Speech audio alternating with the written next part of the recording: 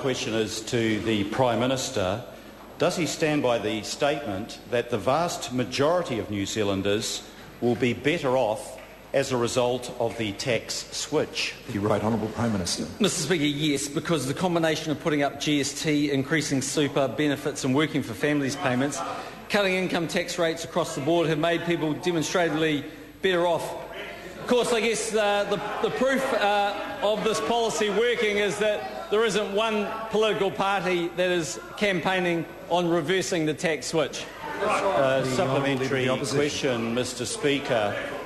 How are the vast majority of New Zealanders better off when the Household Economic Survey released recently by the government statistician shows that the average household income in the year to June 2010 for New Zealand households dropped by $28 a week, and that individuals were each $17 a week worse off? The Right Honourable Prime Minister. Mr Speaker, as we've been through this question several times before, give the Leader of the Opposition the same answer, and the answer is that it's a very broad measure of income, and it's not solely actually normal income, includes investment income and a lot of other issues.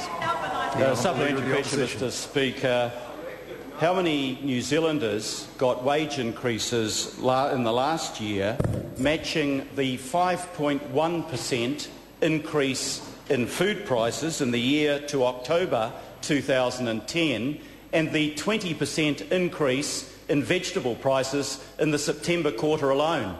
The Right Honourable Prime Minister. Mr Speaker, I can't answer what, in relation to what individuals got a pay increase, because I simply don't see the pay packets of 2.5 million full-time New Zealanders. But what I do know is real after-tax incomes have grown around about 8% in the time National has been in government, and grew 3% in the entire 9 years that the Labor Party were in office. Mr Speaker, I might also add that food prices up until the point I'm looking at the moment were actually down 2% at June the 30th, compared to much higher food prices under a Labor government. Mr Tremaine, point Thank of you, order. Mr Speaker. Point of order, Mr Speaker. I seek leave to table a document showing that food prices in the last year, a government document, went up in fact by 5.1% and vegetable prices by 20% in the last be quarter. More specific what the document is?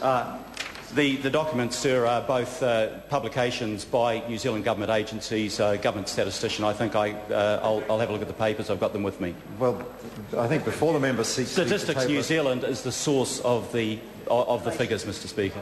But I have got it with me, and I can table it right away. It's a point of order that's... Order! It's my fault that I accept the blame for this exchange happening, and it shouldn't happen. But we don't normally table current releases or recent releases from Stats New Zealand, because every member has them. Chris Tremaine, supplementary. To the Prime Minister. Where did the idea for the tax switch come from?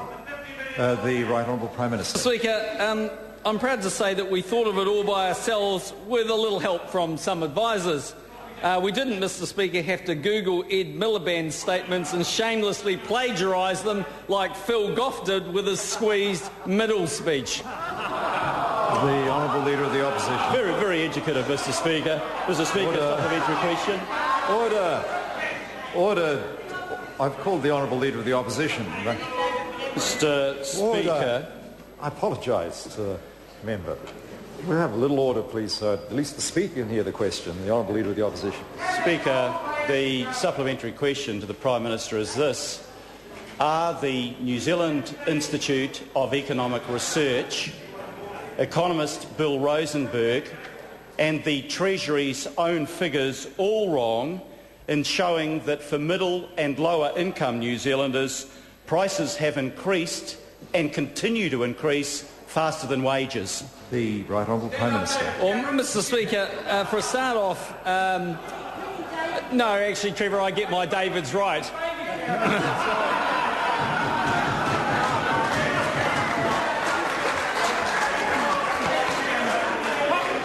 Anyway, back to the business at hand. No, Mr Speaker, Order. The increase in real after-tax wages have been 8%. But, Mr Speaker, let us look at those middle-income New Zealanders. Because it's quite interesting when one looks at middle-income New Zealanders in New Zealand and looks at the tax that they pay, what we can see is under a national government, their personal tax rate has halved from 33% to 17.5%. Question, Mr. Speaker. Are more than half of the New Zealanders in recent surveys wrong in stating that they were worse off after the tax switch? And is the Prime Minister telling them that, contrary to what they think, actually they're better off? The Right Honourable Prime Minister. Mr. Speaker, I'm not one to go out there and criticise polls, but if the member is quoting from the Horizon poll, which he is, and he seriously believes Winston Peters is on 6% and he's on 28%, then he's even underestimating his performance on other public polls.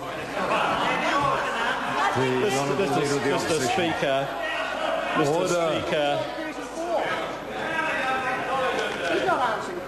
Order. He's very worried, Mr. Speaker. Order.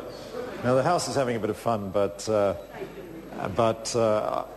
I'd ask members to treat question time a little more respect than that. The Honourable Leader of the Opposition. Mr. Speaker, how does he expect anyone to believe that real incomes are rising when today's figures show that manufacturing sales in this country are at a 10-year low, that housing consents are 20% down from earlier this year, and retailers are comprehensively saying they're facing the worst situation in decades simply because wage and salary earners don't have money in their pockets to spend? The Right Honourable Prime Minister. Well, I'm glad the member raised that, Mr. Speaker, because this morning actually on the front page of the Business Herald was actually an article about PayPal and what they were seeing in terms of consumer spending. It indicated that their spending had increased 5.5%, and when they asked in November, why is that happening, the answer from the Chief Executive was, because New Zealanders have more money as a result of the tax cuts and they're out there spending it.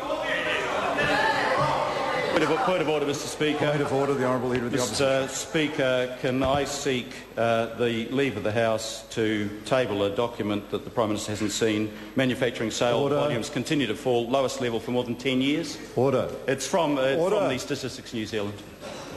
Now, there is a proper process for seeking leave to table documents, and it does not include comments about whether or not the Prime Minister may have seen them or not, and the member should identify the source of the document before saying what's in it, because this habit of saying what's in it when there's no real document to be tabled is not good enough. And Point of order, Mr. Speaker. That's out of order.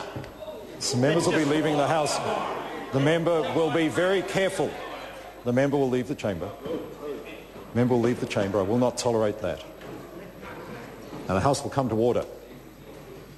What I was saying for good reason, because there are times when members seek leave to table a document, when the document is clearly outside the current rules for tabling documents, but the member wants to get across the political point.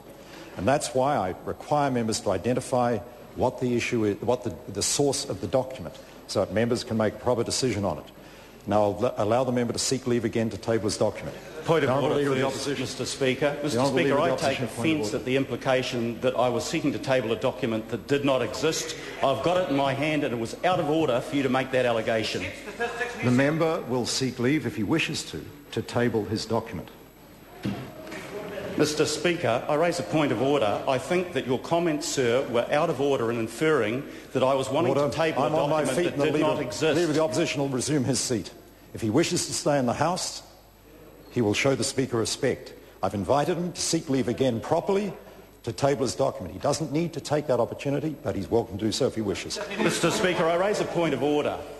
Mr. Speaker, I do respect your role as Speaker, and I expect you to respect the members of this House and their integrity when you make comments like that reflect on it. I don't think that's good enough. The member should just reflect on the way he sought leave to table the document. The member, when seeking leave to table a document, made a comment about whether or not the Prime Minister had seen it.